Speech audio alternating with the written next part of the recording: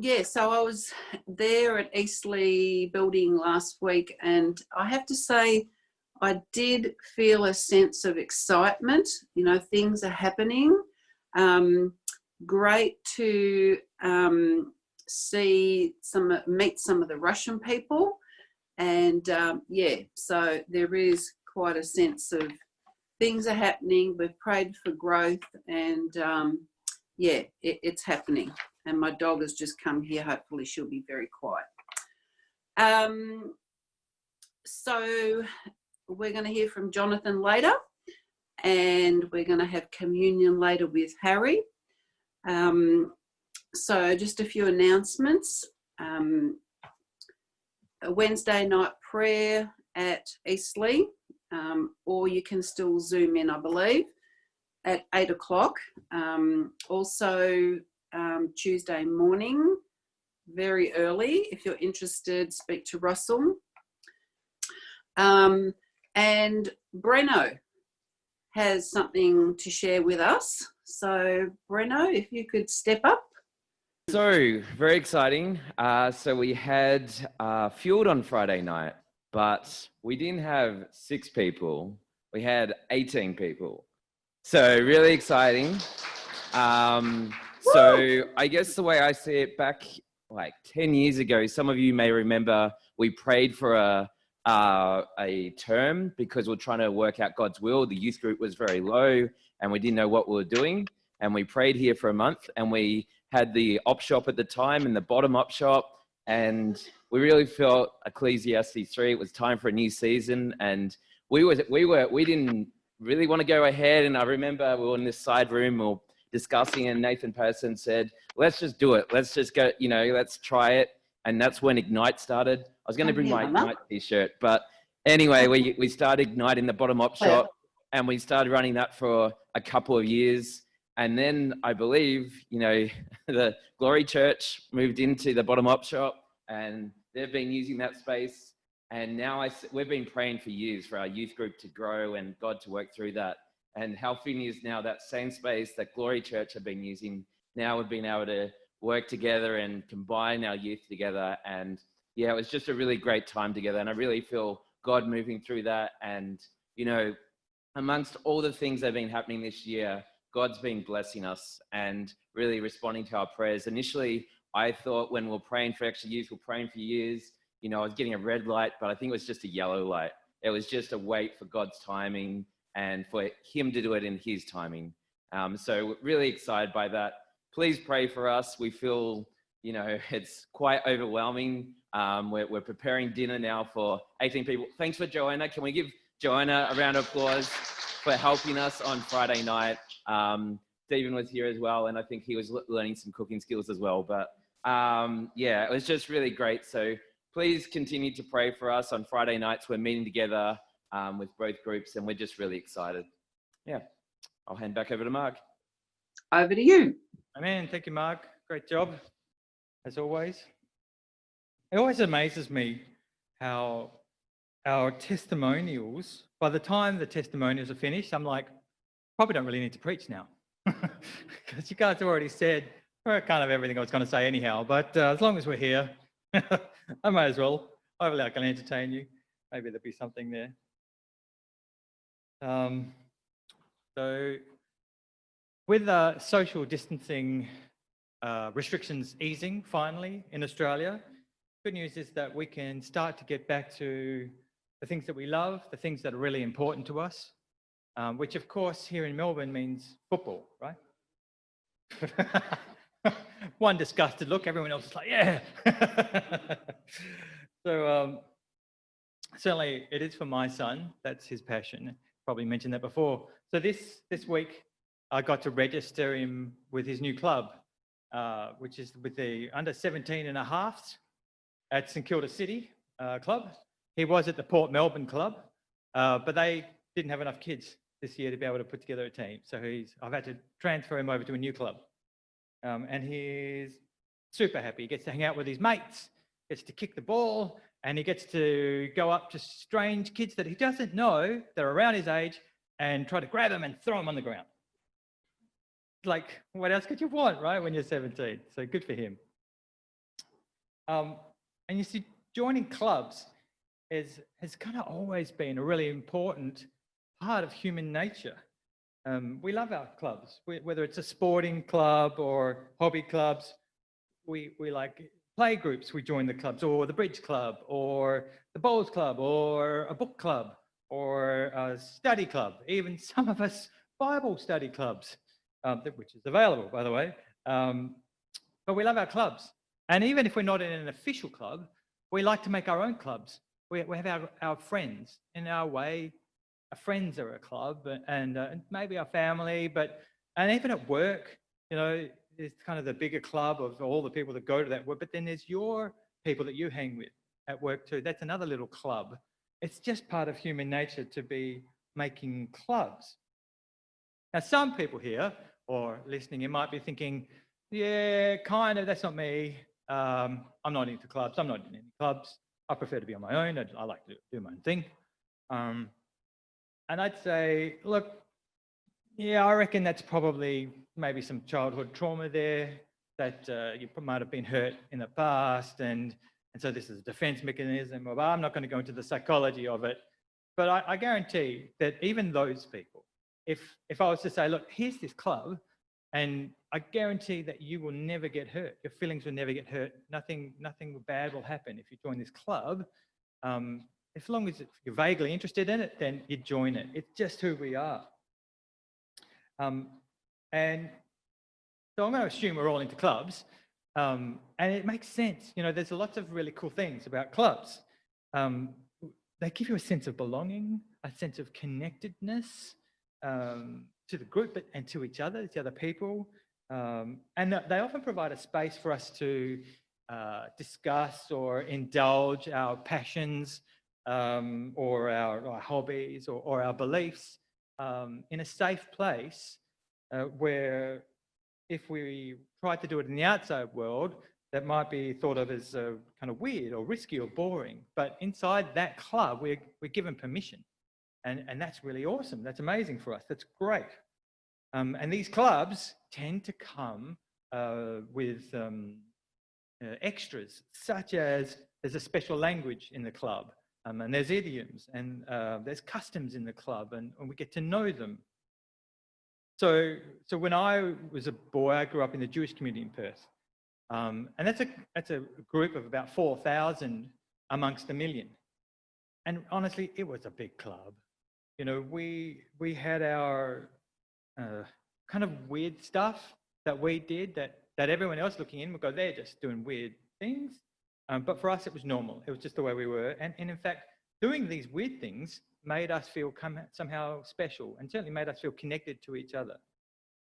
And whilst there's all kinds of great in clubs, there's another side to the clubs, the dark side, and that's the outside. See, by their very nature, clubs create an in and an out. They create an us and a them. Here on the inside of the club, we're the good ones, we're the cool ones, we're the loved ones, we're the special ones, right? And if you're not in my club, then you're missing out. There's probably something wrong with you. And if you are on the outside of the club, that can be quite hurtful, especially if you actually want to be part of the club. But see, by nature of the clubs and by human nature, we tend to want to make our clubs a little bit hard to get into. Because if we just let any old riffraff into our club, then that could kind of diminish the standard of our club, and by de facto diminish our own standards and so on, our own status. So there's this dynamic around clubs that they tend to be exclusive in some way. As Groucho Marx so famously said, I would never want to be part of any club that would accept me as a member. So when I was 12, I actually changed from the Jewish soccer club, and I joined a local footy team. And we won the grand final that year, but I left the club after that grand final. You see, I was different. Not only was I Jewish, I was 6 foot tall when I was 12, literally. So I literally stood out like a sore thumb. I mean, it was kind of like the rest of the guys, and Jonathon, and then the rest of the guys after that. And so that made me an easy target. And so, the boys, the in club within our club kind of picked on me a bit. So I don't really like it there. And I get it. It strengthened their position as the in group by kind of ostracizing or picking on me. And I get it. But I'm glad to say they never won another grand final after that. We'll just leave that there. So club membership has significant advantages, and there are also some significant drawbacks, especially for the people on the outside of those clubs. And that's all very interesting, right? But as I always say, why do we care? Why am I talking about this? Why am I bringing this up? Well, like it or not, in some ways, and in fact, perhaps in many ways, church has a lot of characteristics of a club. We have our us and them, the ones that are in, the ones that are out. We have the good guys and the bad guys. We have our own language, which I always call Christianese. We have our own symbols. We have rituals. And we know how things work. We know when to stand. We know when to sit. We know when to give. We know when to take. We know when to help. We know when to ask. We know when to sing. We know when to be silent. We know when to eat. We know when to drink. We just did some of that, didn't we?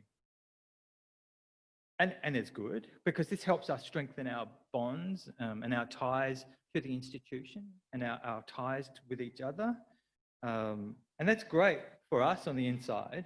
But anyone on the outside who might be thinking they would like to come in and they don't know our language and they don't know our rituals and they don't understand our symbols, this can all be quite a barrier. And this can easily lead to those people feeling somehow excluded from our church club. Now, if we were in the Australian Army, for example, whole other story. It's great in the army to have symbols and to have rituals and to have language. It helps immensely with efficiency. It helps to keep order. It helps us to know who's in and who's out and who's the good guys and the bad guys. But, of course, we're in a different kind of war. Ours is a spiritual war. But whatever kind of war that we're in, we need intel. We need to have information about the enemy. No point just going in and going, it seems like it's okay, we're pretty strong, we should be okay, right? You want to have as much information as you can about the enemy before you head off into battle. So where do we look for intel of a spiritual kind? Kind of only one place that we know, right? The Bible. So let's go there. So what does the Bible tell us about our enemies? This will be a challenge, boys. I want to bring up the PowerPoint now. So let's see if we can do that. It's up there. Okay, and it's kind of really small up there, but I believe that it's there. So this is, this is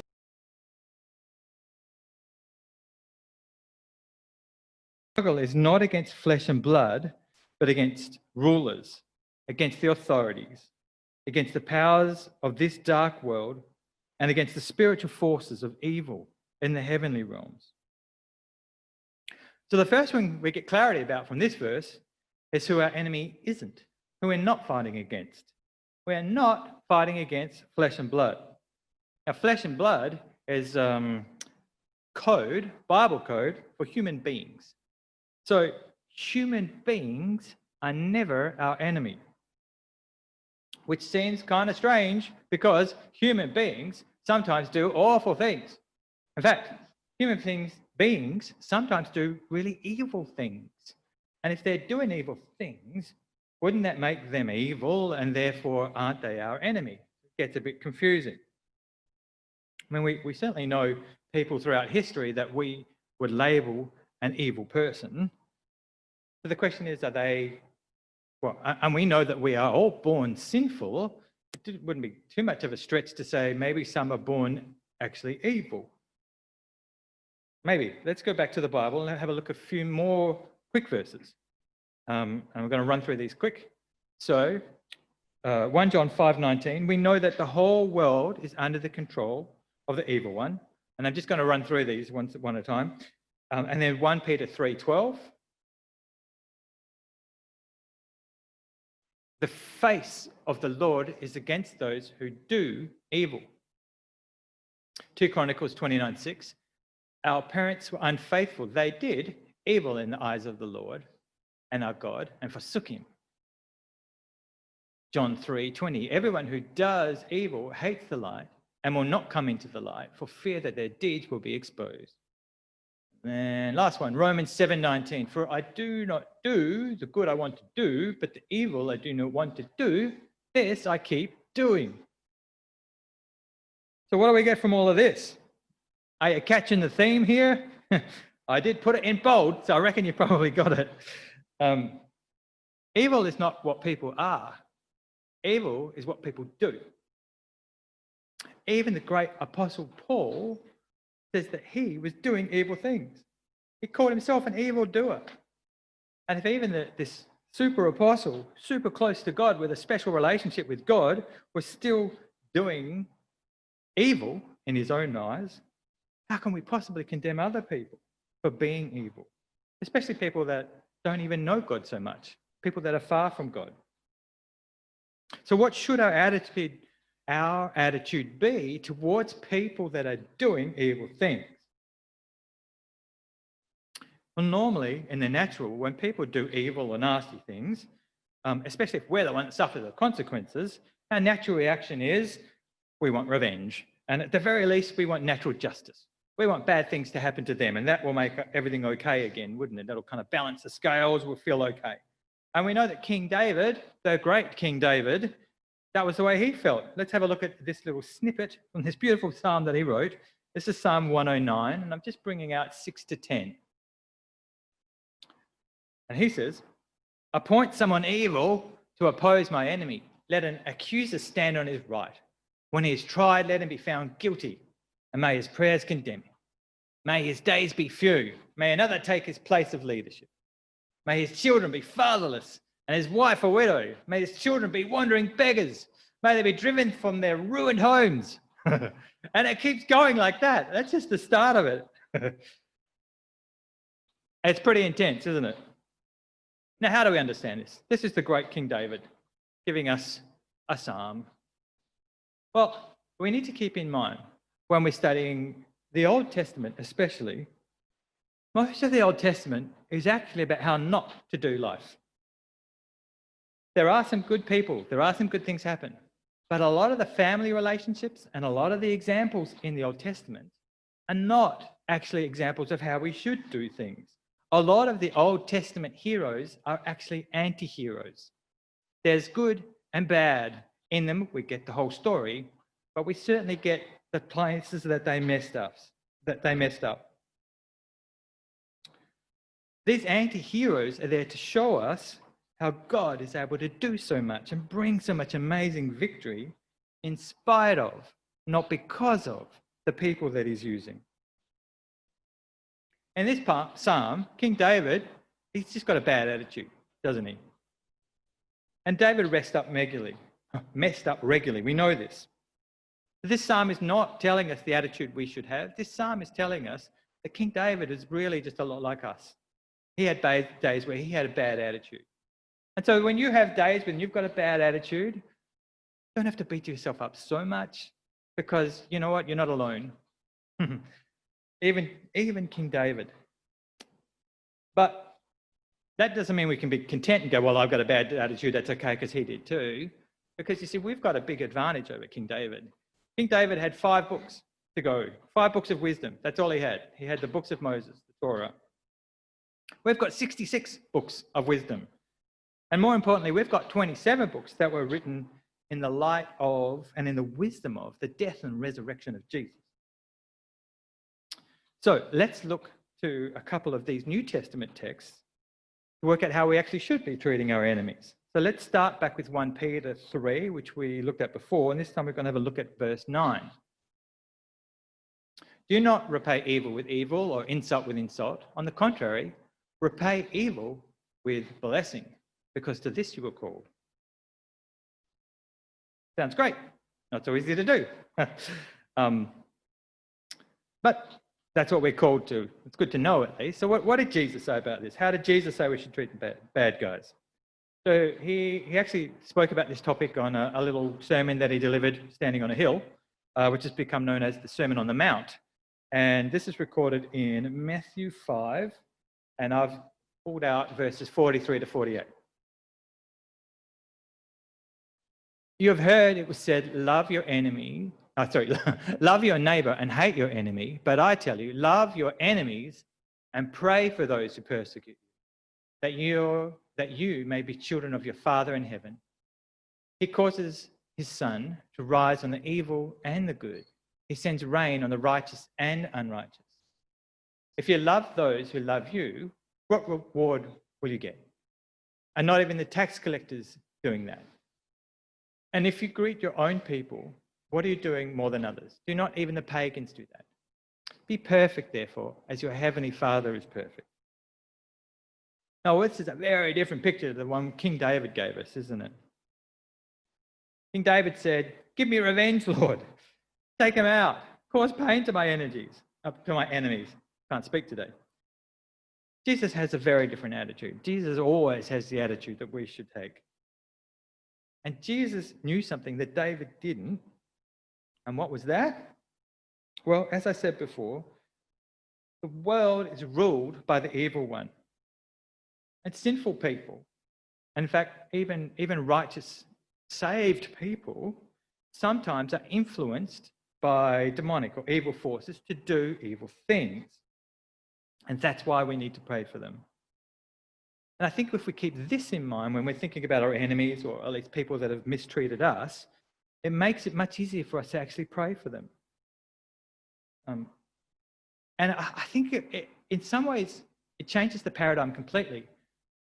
These people that have been our enemies or have been nasty to us in any ways, they're actually victims. They're victims of demonic influence or the other fallen angels.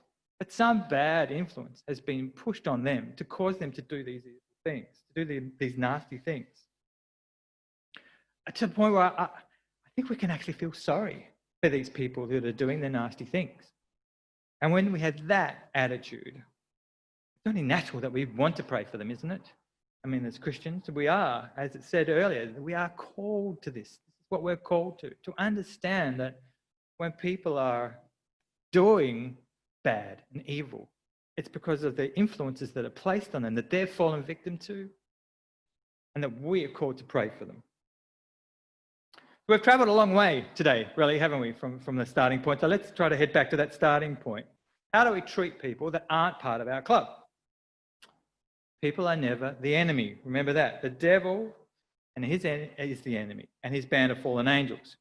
People need to be loved. People need to be prayed for, no matter what they've done, no matter what they're like, no matter where they come from. And we need to make sure that we tear down any barriers that make them feel excluded. There can't be any them and us, at least not with human beings. We're all on the same team. And we are looking for fellow soldiers. We all need to fight together, and we're fighting the good fight. And if someone is breathing, they're a potential recruit, aren't they? And what's cool about Christianity is that there are lots of different armies. There's lots of different opportunities for everyone to find the right army to fight in. Eastleigh is one little army. We are an army that fights under the banner of the Christian Community Church movement. And there are scores of similar armies under the same banner across Australia and in fact across the world. But there are lots and lots of other armies. There are lots of other banners. There's the Anglican banner, the Baptist banner, the Catholic banner, the Methodist banner, Pentecostal banner, and many, many, many more. Fantastic. Thousands of them across the world. What's super exciting is we are all on the same side. Now, closer to home, we've got some new faces here today. And there have been a few new faces even in the last few weeks, perhaps even online. I'm not sure who's there today, but new brothers and sisters. So I'd like to create the opportunity now for us to make these new brothers and sisters feel welcome amongst us. So I'm going to get Harry and possibly Matt, if I can, to come and hand out chocolates.